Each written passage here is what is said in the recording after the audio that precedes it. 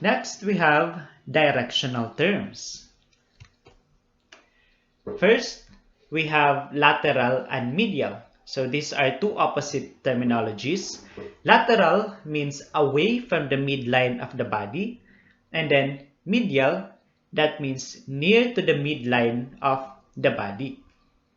Okay? So for example, in this image, you have here the MSP. Again, MSP would refer to the mid-sagittal plane. When you have the keyword mid, that means the body or the plane divides the body into equal left and right, or divides the body into right and left halves. Okay, kaya diba? You have half, that means equal, that means half of the whole. So you have two halves, that means two halves of the whole. Okay, so we have lateral and medial. Again, lateral, that means going away from the midline of the body or going away from the MSP. Diba? This is your MSP. So, the opposite po sa niya is the medial term, in which the directional term would refer to going towards the midline of the body. So, for example, we have here the lateral term. The arms are lateral to the chest. So arms are lateral to the chest. This is the chest of the patient. This is the arm of the patient. So the arm is lateral to the chest. Okay? And then vice versa, the chest is medial to the arms. Yan siya. So again, lateral. Yan na siya. That means the chest is, the arms are lateral to the chest, and then you have here the medial, pasulod na po siya nga arrow. Example, the chest is medial to the arms. Siya. Okay, so again, lateral and medial would refer to the directional terms. Either pasulod sila sa imong midline towards the MSP in direction, or lateral kung dito ka palayo sa imong mid-sagittal plane. Erase. Okay, so next we have superior and inferior portion. Okay, balik ta dire. Since we are not dealing with radiographic positioning, so we have to always take note about medial and lateral. Okay, it will be related later on to the rotations or the central ray angulation. For example, sa rotations, we have lateral rotation, or we have the medial rotation. When you say lateral rotation, that is rotating away from the midline. And then medial rotation, that means rotating towards the medial portion of the body. So next we have superior and then inferior. This is also important in central ray angulation. Okay, so for example, the X-ray tube is directed towards the head of the patient, and then the X-ray tube is directed towards the head of the patient. So we have different terminologies for that. Okay, so we have here superior and inferior. So in central ray, we don't use superior. We don't usually use superior and inferior. We use cephalic or caudal angulation. So cephalic means towards the head or towards the upper part of the structure. And then inferior, if away from the head or towards the lower part or towards the foot of the patient. Okay, so example, the head is superior to the chest. Diba? In this example, you have your head, which is directly superior to the chest. And then the head is superior to the chest, and then inferior, the abdomen is inferior to the chest. Okay, so in central ray angulation, for example, the central ray is directed towards the head of the patient. So that means it is directed at a cephalic angle. So later on, during our positioning na procedures, we'll discuss this one po. And then If the central ray is directed towards the foot of the patient, that means the central ray is directed at a caudal angulation.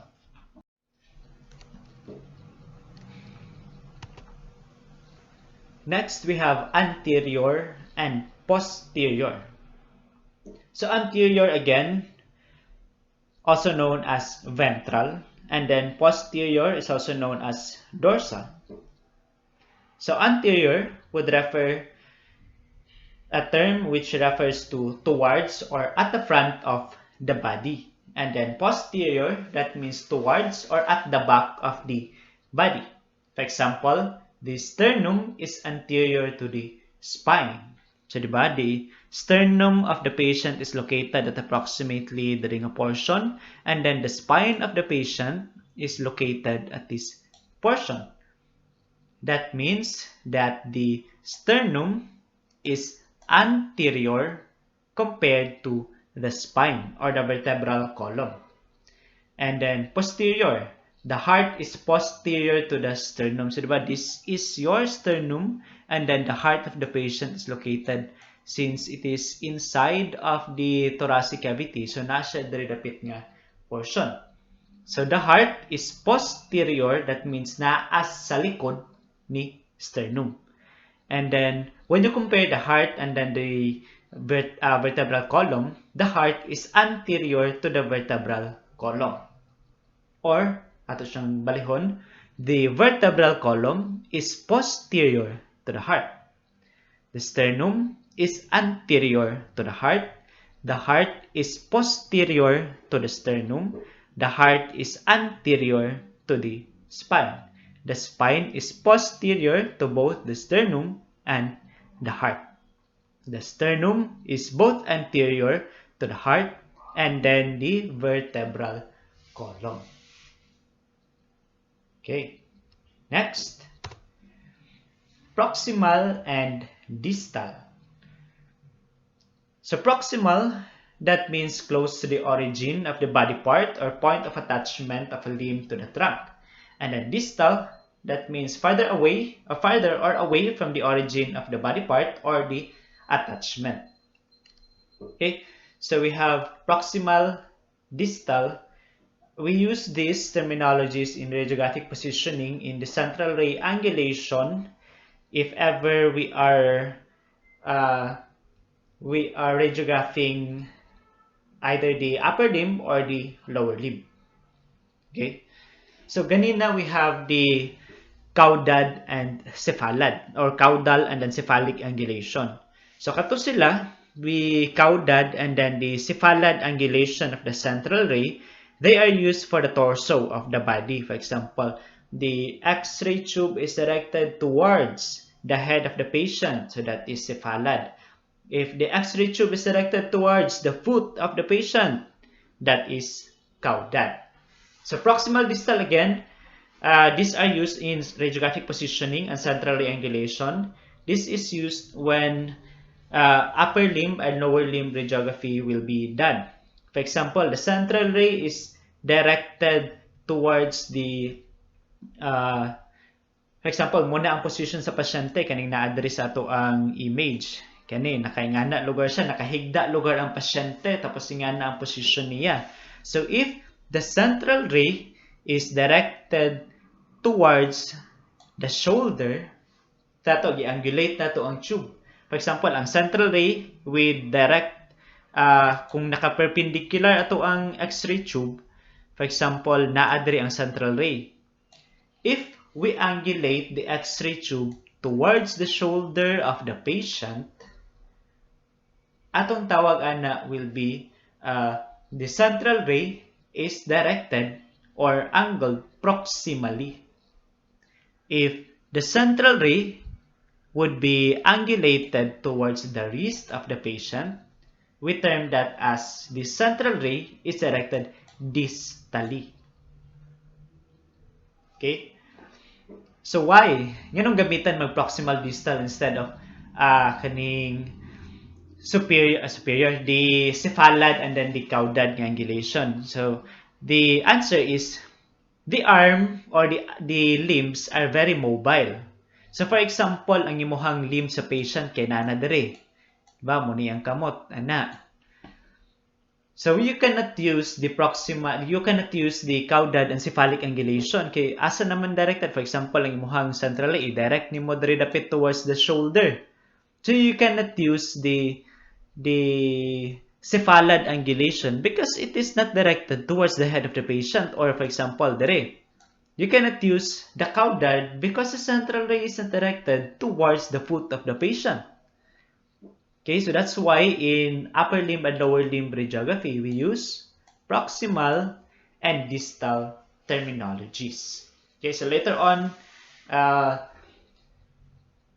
we will deal with these terminologies, mapod. And then we will start, the first nga procedures, mapod, is related to the upper limb. Okay, erase. Next, we have the superficial and then deep nga terminology. So, based on the description, sa iyang title palang daan, superficial, that means towards the outer surface of the body, and then deep, that means towards the internal portion. So, muras na sila og external and then the internal.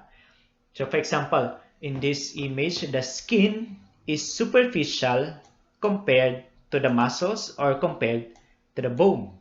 And then when you compare the bone to the skin again, you can also say that the bone is deep compared to the skin.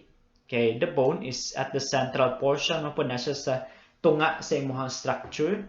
And then going towards the lateral, going towards the external portion of the anatomy, that is the skin of the patient. So towards the superficial portion. The next, these are terms related to movement. You have abduction and then adduction. So abduction, that means movement away from the midline of the body. For example, diba, alien abduction, that means gikuha. So that means palayo na siya sa imuhang midline, sa imuhang body. That's why abducted, diba? Patients or buta nato kanang wala ng mga bata, kids are being abducted. That means they are taken away. So abduction, that is movement away from the midline of the body. And then next we have adduction. Adduction is movement towards the midline of the body part. So para di maglibog, pwede nimo memorizeon ang abduction, di ba? Kung makabalo na ka sa abduction, then you already know the opposite. Again, abduction, that is movement away from the body. Adduction, that is movement towards the midline of the body part. Next, we have flexion and extension. So flexion decreases the angle of a joint by bending, and then extension increases the angle of joint or straightening of the joint. For example, in these images, if i-bend ang knee ni patient, that means ma-lessen ang angle between the thigh and the leg. So that is lessening the angle or decreasing the angle of a joint. And when you increase, for example, in this image, when you increase the angle, that is termed as extension. You have the arm, the forearm, you have the elbow joint. So when you increase the angle between two structures, increasing the angle would refer to extension. We also have hyperflexion and hyperextension terminologies. Okay, so hyperflexion is flexion beyond normal limits. For example, and then hyperextension is the extension beyond the normal limits. And for example, you have the neck. The neck in its normal position is already extended. So kung mudungo ka gamay, that is flexion. Kung imo yung pugson nga kanang idungo gini mo kayo ang imuhang ulo, that is already hyperflexion. Diba? You try to try to place your chin diri sa imong manubrium. Hidungo gig ayo. That is hyperflexion. Kung taas mo suwang, dali mo abot. Pero kung mabuk kag suwang ba, kana ma-hyperflex yun nimo. And then, next is hyperextension. Kung muhangad ka, that is, since the neck is already extended, kung muhangad ka, that is already considered as hyperextension. Next, we have eversion and inversion. So, eversion means turning of the foot outward at the ankle joint, and inversion, turning of the foot inward at the ankle joint. So, these terminologies, they are related to the movements of the foot. Kung sa atong hand, we have the supination and pronation. In the foot, we have eversion and inversion. Okay, so nasa left side, you have the illustration here. So eversion, also known as the valgus na stress, and then inversion, also known as varus nga stress or stress movement na siya. Diba? When you try to evert your foot, you are actually causing stress in your ankle joint. When you try to also invert your foot, there's also a stress involved in your ankle joint. So again, mention ako ganina, no? The pronation and supination. So pronation is the turning the hand so that the palm is down. Okay, so this is pronation. So again, we always refer to the anatomic position, diba? The palms are facing forward. So from the anatomic position, turn the palms downward. So that is basically pronation. Supination is when your hand is in the pronate position and then you try to externally rotate your hand. That is supination. Or from the pronation, imong ibalik ang imong position into the anatomic position. That's basically supination of the hand. Okay, so these terms, pronation and supination, cannot be interchanged dito kang supine and prone. Supination and pronation is only for the movement of the hands, the turning of the hands, either i-pronate nimo or i-supinate nimo. While katong prone and supine is used for the body, the torso of the patient, or the general position of the patient. For example, nakahayang si patient, that is supine. That is not supination. That is supine position. And then when the patient kay nakakulog, that means the patient is in prone position. You cannot say that the patient is in pronation. Okay? Prone position or supine position for the body. And for the movements of the hand, again, supination or pronation.